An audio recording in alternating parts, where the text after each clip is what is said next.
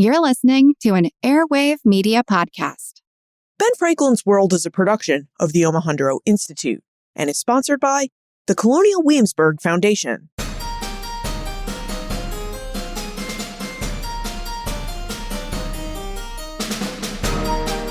Hello, and welcome to episode 346 of Ben Franklin's World, the podcast dedicated to helping you learn more about how the people and events of our early American past have shaped the present-day world we live in. And I'm your host, Liz Covart. In the last episode of our 5-episode series on music in early America, in episode 345, Glenda Goodman took us into the world of elite white Americans who used music as a way to create American culture in the early United States. But how did more everyday Americans in the early Republic use and enjoy music? How did they create and circulate new songs and lyrics?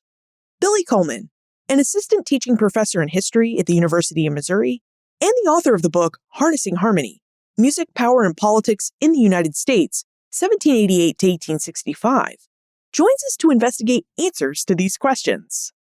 Now, as we continue our exploration of the musical landscapes of the early United States, Billy reveals the popularity of music in early America and the desire of early Americans to create new songs. Information about how early Americans wrote songs to circulate ideas about politics in the early Republic, and a brief history of the Star-Spangled Banner, the national anthem of the United States. But first, the musical sections in this episode come from the United States Marine Corps. You will hear the Marine Corps Band play Hail Columbia, and Marine Corps Master Gunnery Sergeant Peter Wilson play the Star-Spangled Banner on violin.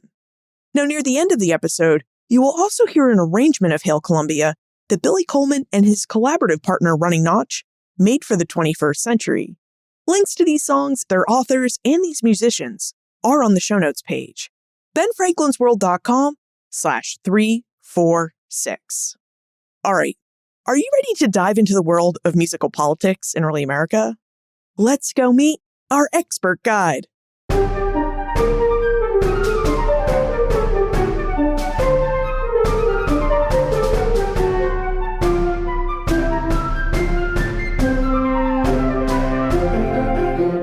Joining us is an assistant teaching professor in history at the University of Missouri Honors College and the Kinder Institute at the University of Missouri.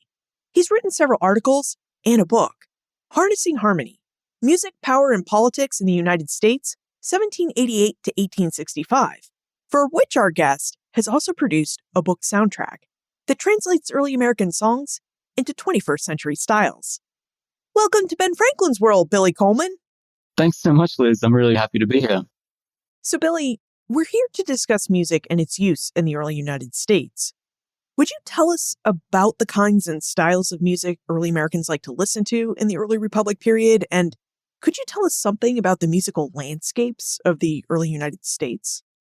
I like the phrase of musical landscapes because there are very many different ways of experiencing all different kinds of music depending on who you were or where you were. But there are some kind of ways of trying to simplify things, which is that I guess if you're talking about middle to upper class Anglo-Americans, the music that they enjoyed most tended to be from the British Isles or Europe.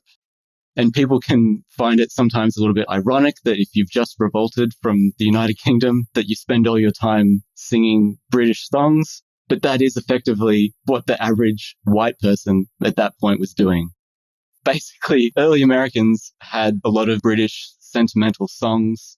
And a good example of that kind of tune that people would know is To Anacreon in Heaven. It's the national anthem now, but even before it became the Star-Spangled Banner, it was one of many incredibly popular melodies that people just used over and over again.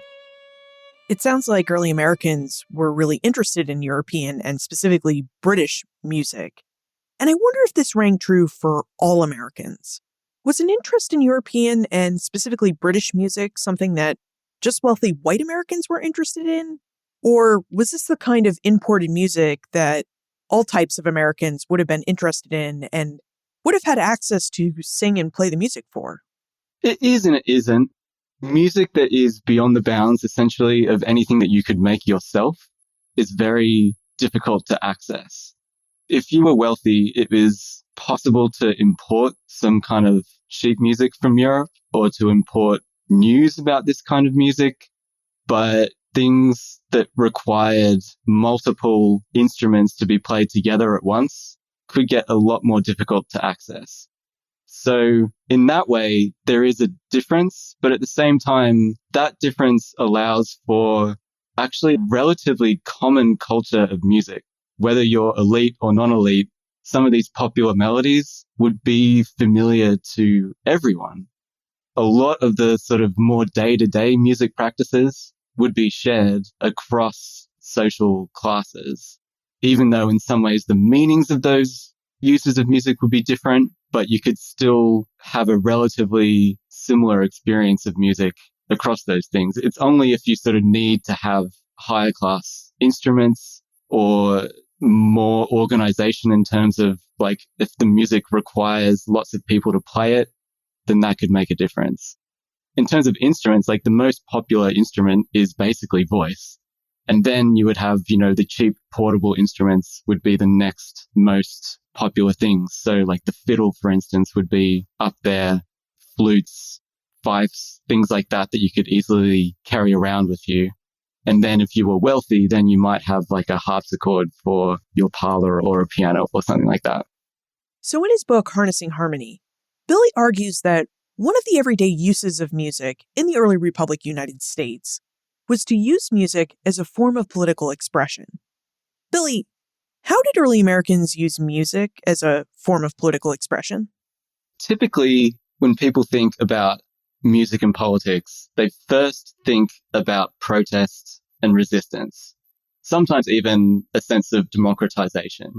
And this is because music is, as a medium, at least perceived to be more accessible to anyone, right? Anyone who has a voice and a melody and a message can use music in a way that could potentially change the world or influence society. And, music definitely was used in those ways in the early Republic. Whether you are going to think of it in terms of enslaved people using music to resist or express their humanity in the face of an institution that is designed around denying the idea of that humanity to them, whether it is white women writing songs to assert their political rights, whether it's lower class men using music and so on, right? I mean, the thing about music is that it is true. You don't have to be educated or wealthy or enfranchised to use it to change things. My book tries to focus on the fact that music was also attractive to people in the early Republic because it had the ability to preserve privilege and power as well. And in fact, this aspect of music, I think, was particularly appealing to a post-revolutionary American elite who had a lot of power to try and use music in those kinds of ways and to shape the meanings of music, who had just gone through a whole revolution of change. They just created this whole brand new experimental type of Republican government, and they hoped that somehow it would stay together, right? Despite the fact that the people for whom that constitution that they made claimed to speak turned out to have all sorts of different ideas about what this new kind of nation was going to be or what it was going to look like or what its values or identity would be. So it was kind of like, well, now that we have revolted successfully against the British, how do we stop our new nation from revolting against itself? Most revolutionary societies tend to have more than one revolution at a time.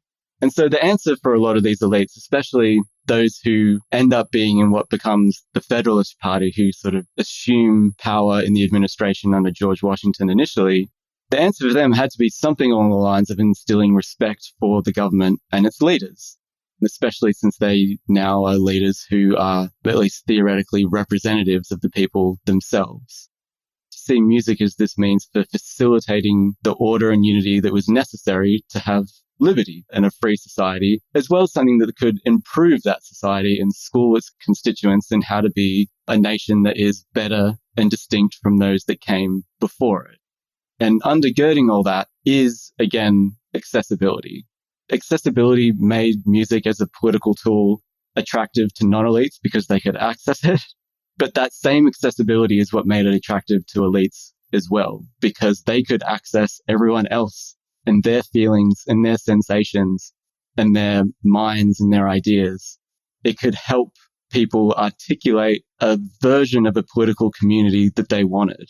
And music could physically bring that community together, because before you have recording technology, you could only have music if performance was part of it. So that accessibility is actually important for both sides of the coin when it comes to either elites or non-elites trying to use music to either change the world or to keep it exactly how it was, or to preserve the existing hierarchy. I wonder if you could give us an example of how using music in these political ways worked on the ground. Because we are talking about the pre-radio era, so how did different jingles for political candidates or songs that would instill respect for the new nation and its government or for other political causes catch on? Once you write a song, you can get it into newspapers, get it distributed. People can read it and then incorporate it into their own lives. I guess Hail Columbia could be a good example. So Hail Columbia is a song written by Joseph Hopkinson, who writes it because he wants to honor George Washington and George Washington's values of neutrality and non-partisanship. And he does it in keeping with the fact that his father, Francis Hopkinson, had done the same thing a few years beforehand. And so he writes this song in the middle of the XYZ affair, when partisanship is really at its height between the Federalist Party and the Republicans, one side of which is emphasizing the importance of allying with Britain, the other emphasizing the importance of allying the United States with France. And he basically says we need to rise above this and just remember that Washington said we should be neutral, that we should look out for our own interests rather than others. But he emphasizes in doing that, we need to have unity in order to have that kind of liberty first. And he emphasizes that we need to respect the president who is in the chair. And so when he does that, it's this kind of way of saying we need to rise above party through emphasizing Federalist Party ideals in ways that the Republican Party at the time and people editing Republican newspapers are like, hang on, that's really not the kind of nonpartisanship that I was into, right? If we want to glorify John Adams, we could have had a king of America, but we decided not to do that. We'd rather not have a song like that is being played in theaters and being called for in theaters and being published in newspapers and being told to everyone that this is a patriotic song as opposed to a partisan song. That's a kind of example of how a song can take on a popular quality. The politics of it is people arguing about what it means, right? About, is this political? Is this partisan? Is this patriotic?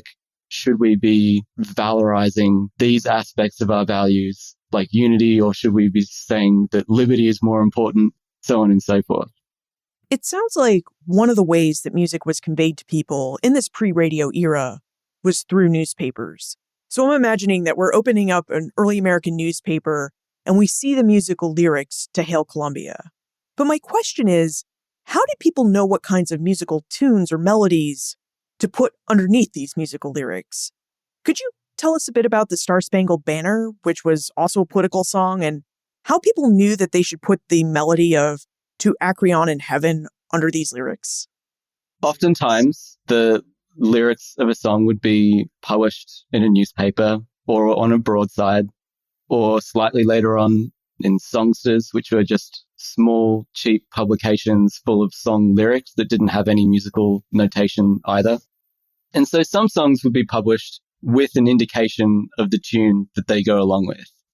But other tunes, actually like the Star-Spangled Banner, are initially published without any indication of the tune that it's supposed to go to. The idea is that people in some ways can do it themselves. And so arguably there is an aspect of creativity there in that people can figure out the best tune for it. But also it's just speaking to the fact that some tunes just are so popular that if you write a song that is in the right meter and that works with that tune, that people will just inherently get it and that they'll sort of make the connection themselves and figure out that that is the right melody. So Francis Scott Key published the lyrics to the Star-Spangled Banner without any indication that it should be put to the melody of To an Acreon in Heaven. How did Americans understand that that was the melody that they should use to sing the song. Yes. Well, the melody to the Star-Spangled Banner, to Anacreon in Heaven, is a relatively sort of specific and complicated melody. And so most of the time when musicologists have tried to sort of pinpoint that definitely this is meant to be the melody for it, usually the argument is just that it fits so perfectly with that melody that it could hardly have been meant to be anything else. Francis Scott Key was also known to have written a previous patriotic type of melody to Anacreon in Heaven earlier on, so there's a kind of track record there. And it was also a melody that, beyond being just innately popular, had also been just used for political purposes a number of times already. And it wasn't associated with any particular party. Federalists had used it, Republicans had used it, everyone had used that song in support of politics or patriotism. The sort of commonality of that song, its popularity, as well as the uniqueness of the melody connected to the lyrics to which it was put, just tend to lead musicology specialists to believe that it is definitely that melody that was intended to be associated with it. And speaking of those lyrics, could you tell us more about Francis Scott Key and how he came up with the lyrics or the words for the Star-Spangled Banner? Yeah. Most Americans know the basic story of how Francis Scott Key wrote the Star-Spangled Banner, that he witnesses Fort McHenry in Baltimore withstanding the British bombardment in 1814 during the War of 1812. The thing that struck me about that story is what motivated Francis Scott Key to write a song in that situation. I mean, if he was genuinely filled with patriotic spirit in witnessing that event, he could have done all sorts of things. But he decides to write a song. So I wanted to try and figure out why he did that. In that story, the way it gets told, he becomes a kind of cipher for pure patriotism in a way that sort of suggests that he may not have had any other interests in his life whatsoever. And so I wanted to see what happens when you center the fact that he was a political person with a political identity. So Francis Scott Key is someone who is initially born into plenty of wealth and grows up on a plantation and grows into being a young Federalist lawyer by the time that he is writing the Star-Spangled Banner. And obviously the Star-Spangled Banner is written during the War of 1812, and the thing that is really worrying Francis Scott Key at that point is his sense that factionalism had unnecessarily brought people into this war, and that people, again, not essentially too unlike Francis Hopkinson, that people needed to realize that they had to rise above that factionalism to try and get themselves out of it. He's a very religious person, and so he actually feels like maybe that there is a kind of religious motivation to that course of events, like maybe this will teach us the lesson that we were supposed to learn from this kind of event. The thing about that is that he can claim that he's anti-partisan and that he's trying to be patriotic. But what I found when I looked at his correspondence surrounding this time period was not only was he interested in trying to sort of get rid of anti-partisanship, but he was interested in doing it in a very specific way, which was that he was trying to get up an anti-partisan newspaper that was avowedly going to be against the current Republican administration. So he wanted to create an anti-partisan newspaper that was specifically against the Republicans, which isn't exactly the kind of like non-partisan patriotism that people might imagine that he had. Key does not, as far as anyone knows, write down at the time any kind of explanation about why exactly he wrote the song when he did. But I think it's important to recognize that his version of patriotism was particular, that his version of patriotism was to oppose the Republican administration, to unite in support of a war effort that he had previously been against, but now as a Southern Federalist was for after the British essentially invaded and sacked the White House and, had done all these things that he thought were risable.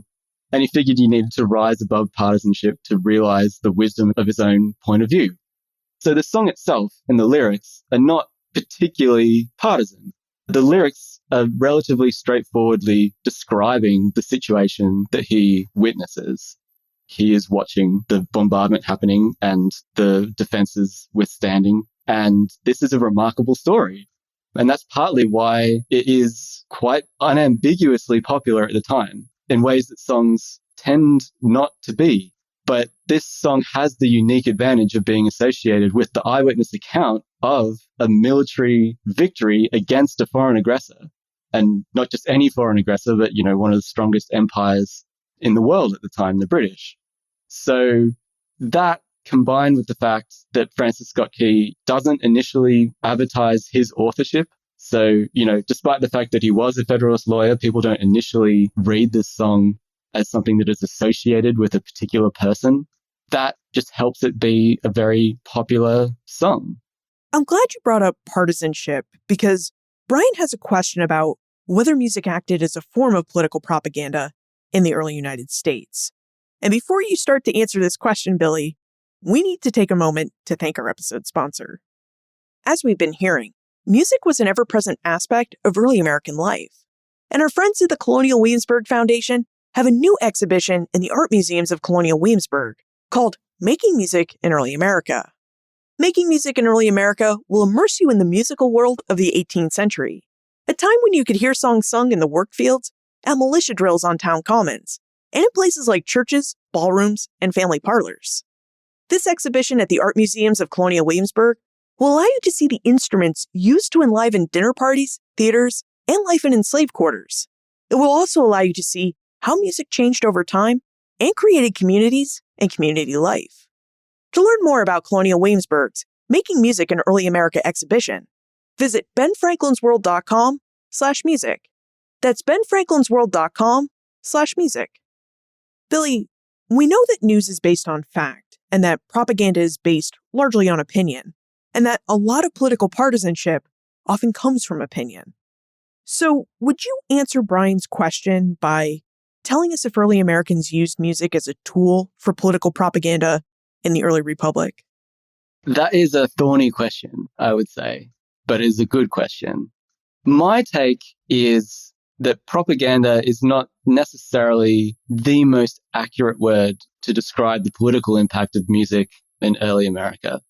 One of the reasons for this is semantic, in the sense that early Americans were not familiar with that word in the late 18th century or the early 19th century. It's also nowadays loaded with a certain amount of 20th and 21st century implications about disinformation campaigns that are consciously pernicious and consciously manipulative and deceptive. But I think people in early America that were using music in even what they perceived to be relatively explicitly political terms didn't perceive of what they were doing in those kinds of negative ways. People might criticize them sometimes in those ways, but that's not how their self-perception of this was. Now, earlier you mentioned that a lot of musical writing in the early Republic actually involved writing lyrics because the most popular instrument for early Americans was, of course, the voice. And you also mentioned that these lyrics would be circulated in things like songsters and newspapers, and that Francis Scott Key was a young Federalist lawyer. So this raises the question, Billy, of who was writing music in the early American Republic when you don't necessarily have to have a composer's mindset because you don't actually need to write a musical score to go along with your jingle or your musical lyrics. So who was writing music or musical lyrics specifically in the early Republic? Well, the answer is all sorts of people. And certainly you didn't need to be a professional musician to write songs. Songs as a genre could be lyrically based, and you could attach it to a melody, but you didn't need to have skills in musical composition or notation or performance in order to do that.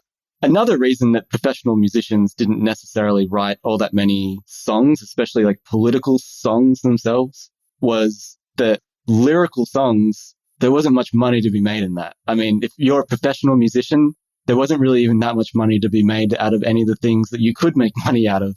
So if you're producing a song, say like Francis Scott Key did, there's no copyright. There's no ability for people to reprint that in different newspapers and for the royalties from all that activity to come back to you. All there is the kind of personal satisfaction of having that material out there. And it's partly why one of the most common categories for political songwriting tends to be upwardly mobile, professional young men. people who tended to be lawyers, who wanted to leverage being a lawyer into a better, more prosperous, more prestigious situation than they were currently in. The main complication is that when it comes down to it, most songs don't have any indication of their authorship attached to them whatsoever. This is on purpose, especially when it came to campaign songs. They wanted to be perceived as natural effusions that kind of just came from the people themselves. But authorship for even anonymous songs tended to be something of an open secret at the time. People in the community knew who was writing songs. But we do know enough to be able to say that many women wrote songs. The convention for women was definitely to not attribute their name to a song and to do it anonymously, or to just use the signifier of a lady or something like that. But enough women did put their names to things to make it clear that it was more than possible. We've talked a lot about the secular world of politics and the role that music played in that secular political world. But what role did churches play in circulating music and bringing music into the everyday lives of early Americans during this early United States period? We tend to think of churches as full of music today, and I wonder whether they were full of music during the early United States. Church plays a really fundamental role in circulating music and bringing it into the lives of early Americans. One of the most important things that churches do as an institution is enable Americans to learn how to sing and how to read at least versions of notes on a page. And so this does go back to kind of colonial era disputes over the best way to worship God with music, and arguments about whether this sort of traditional practice that they had of lining out, where a preacher would sing one line of a psalm at a time and the congregation would sing it back to them. That was called lining out. And it was this call and response kind of thing. And it was a collective, communal experience. And it was really fun for a lot of people. But some started to question whether it was giving people too much freedom to interpret the word of God for themselves. And so instead, they decided it would be better for congregations to read notes off a page, right? And that would give them more control and discipline and the kind of standardization that they would need to worship God properly. And so what was created out of that was this institution called a singing school. There was a kind of church adjacent organization or institution where you'd have these self-taught singing masters that were sometimes affiliated with the church, sometimes were itinerant and would travel around putting on singing schools. And they would teach the basics of musical literacy and vocal skill. But it became especially popular in large part because it was one of the few places that young people especially could socially mix together with the opposite sex. And one of the things that I certainly noticed reading people's diaries and so on is that when people would mention or write about going to singing schools, they would spend as much time or more talking about who they walked to the school with and who they walked back home with, as much as they actually talked about the session itself. And they do evolve over time in terms of repertoire. By the Revolution, singing schools are teaching people to sing psalms. They are also teaching them to sing secular glees and also patriotic music. So someone like Samuel Adams in Boston had a kind of secondary job as a singing school teacher, and his sort of Tory opponents would deride him for inculcating sedition in his musical societies or in his singing schools. And so, church really facilitates that kind of combination, and it gives people that amount of musical experience and literacy that then can be translated into other spheres of their life, whether it is in a kind of explicitly political context or whether it's in the home or wherever. Now, speaking of places where early Americans could gain a sense of musical literacy, we get the sense from your book, Harnessing Harmony, that early Americans formed a lot of different musical associations and musical clubs in the early Republic. So would you tell us about those clubs and about their influence on music in the early United States? It does follow on well, because I guess generally speaking, what would happen is that coming out of these singing schools, a lot of the time there would be some participants that would get a taste for learning music, and it wouldn't be uncommon for some of them to want to take it further in one way or another. And one solution to that would be to create a musical organization. there were all sorts of these kinds of things. There were musical associations and clubs and societies and academies. Some of them were big, some of them were small. Some of them could be nationally significant, others purely locally focused. Some of these organizations focused on putting on concerts. Others focused on providing musical education. Some were dedicated to sacred music. Some were dedicated to secular music. It's impossible, at least for me, to sort of guess exactly how many of these organizations and musical societies there were at any particular point in time, but they spanned the entirety of the East Coast, from Georgia all the way up to New England. And in 1818, New Hampshire alone charted at least 27 musical societies by one contemporary estimate. So there is quite a lot of them going on. And their common goal, I guess, despite all their variety, was to cultivate a higher taste of skill for music in the United States. And they would do this through the guise of non-profit enterprise. And that's essentially what distinguishes a musical society from a theater company or an artist troupe or a touring artist, someone that is distributing music and musical performance for profit. And I guess because of this, there's an assumption on the part of a lot of the people that are disposed to be parts of these societies that they are suited to telling Americans what music they should consume and how they should consume it and how it should be played. And this fit relatively nicely with a bunch of conservative federalists who, as we've been talking about, were versed in using music and popular culture to try and shape American society, but following the War of 1812 could no longer really access the powers of elected office anymore, since the Federalist Party wasn't really competitive after that period, at least in most parts of the country. And so what you have is the creation of some particularly significant organizations like the Musical Fund Society of Philadelphia that was established in 1820 that try and unite the cultural capital and expertise of the best musicians in that city with the economic and social cachet of these like politically exiled young elites who still see it as their responsibility to advocate for what is right rather than what's popular in order to improve society by giving it what they felt it needed rather than necessarily what it wanted. And so a group like the Musical Fund Society of Philadelphia has this extra musical component to it in terms of its goals on the part of what were called amateur members of the society, who were the people who didn't play music but who paid money to be a part of the organization. And then it had the professional members that were the musicians who didn't have to pay to be a part of it, but they would agree to participate in a certain number of performances and practices that people would be invited to come watch. And in return, they would get essentially like income protection insurance.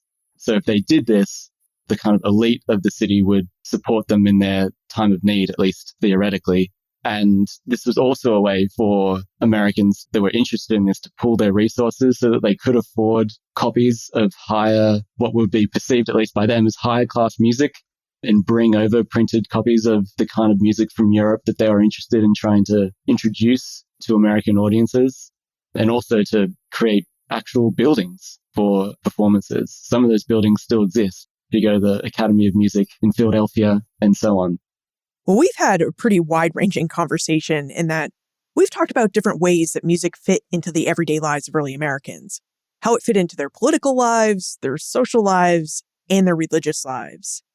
And as we think about the roles that music played in the everyday lives of early Americans, Billy, I wonder what you would like us to better understand about music's significance to the development of politics and culture in the early United States.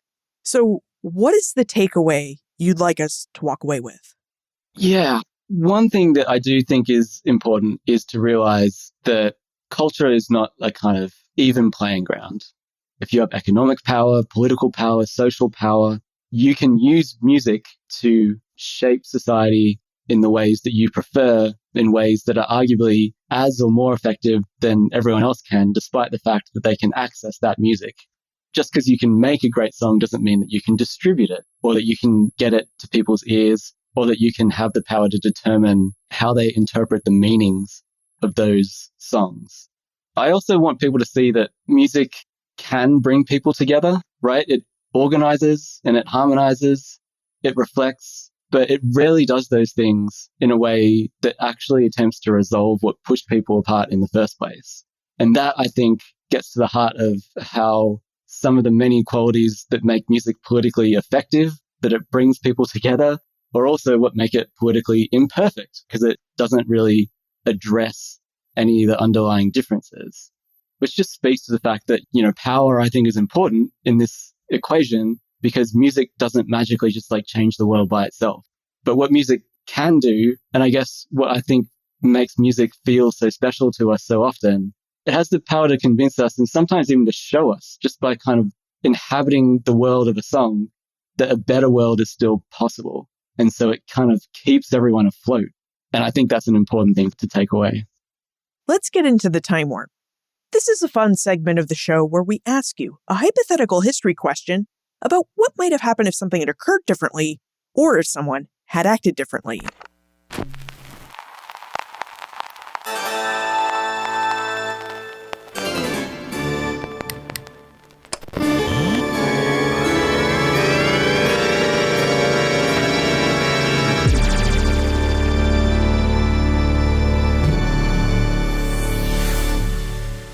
Now, given the important role music played in the early Republic United States, in your opinion, how do you think the United States' culture and politics would have developed if music hadn't existed in the early Republic, or if early Americans hadn't been that interested in music?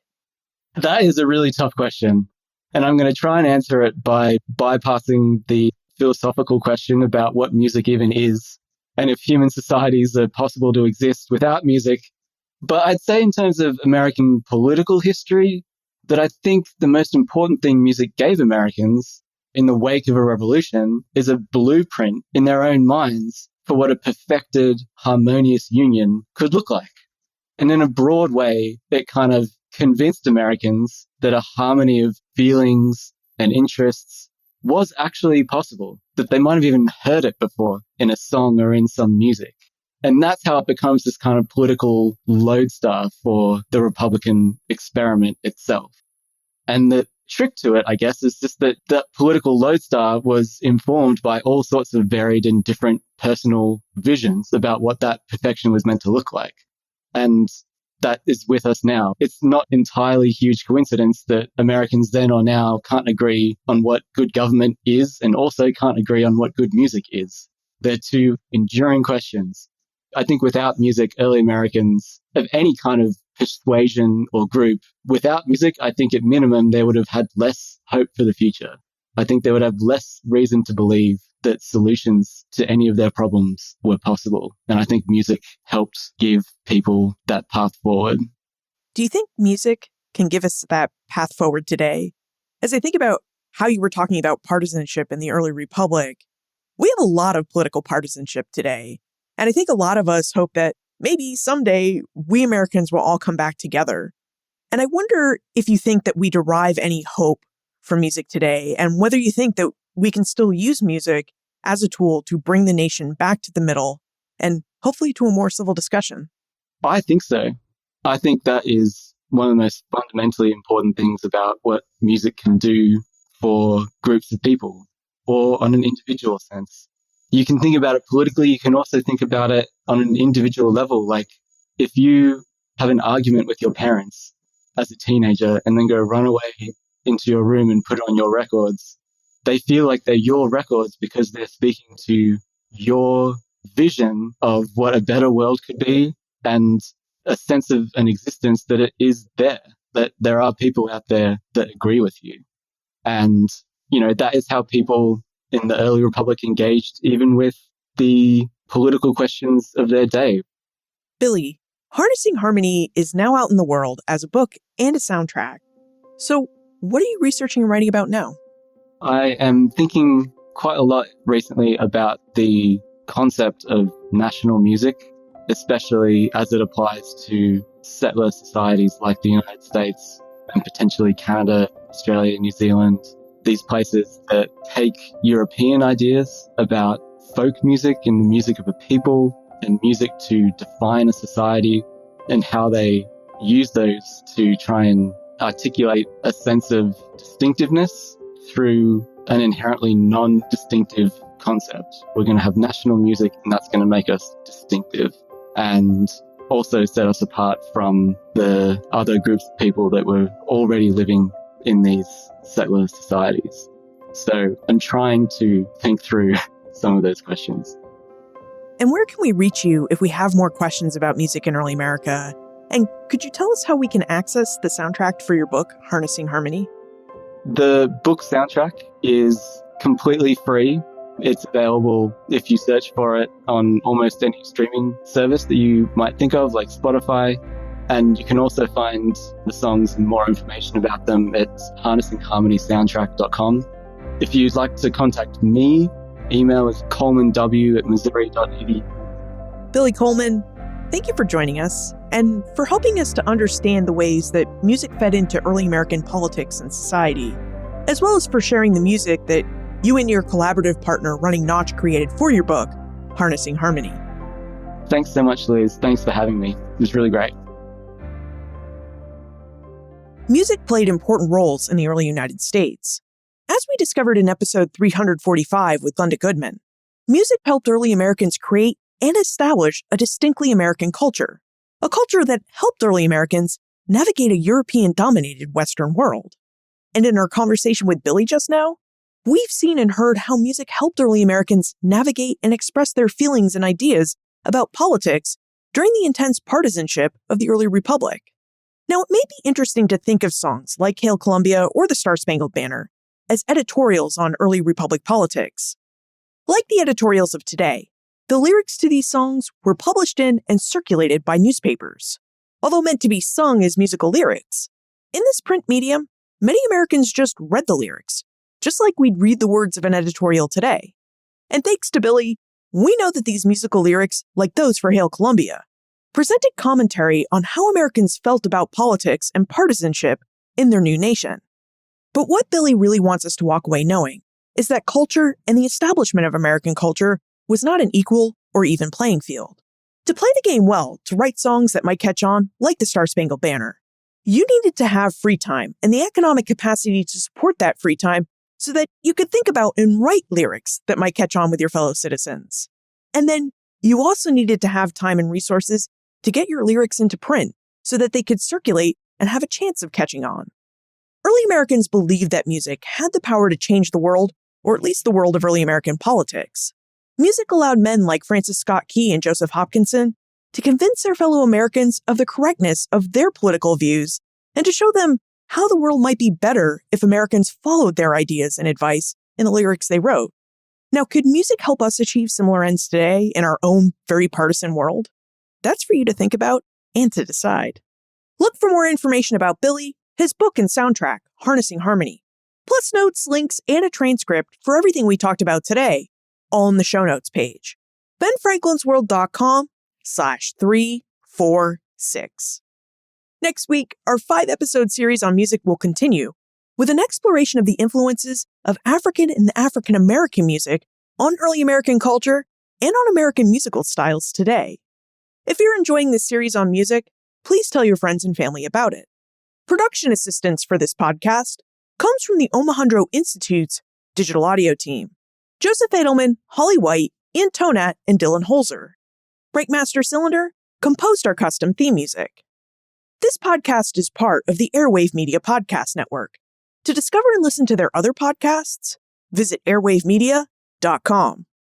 Finally, after you've had some time to think about whether music could be used to create a sense of political unity in the United States today, I'd love to hear what you're thinking. Please tell me, Liz@benfranklinsworld.com. Ben Franklin's World is a production of the Omohundro Institute and is sponsored by the Colonial Williamsburg Foundation.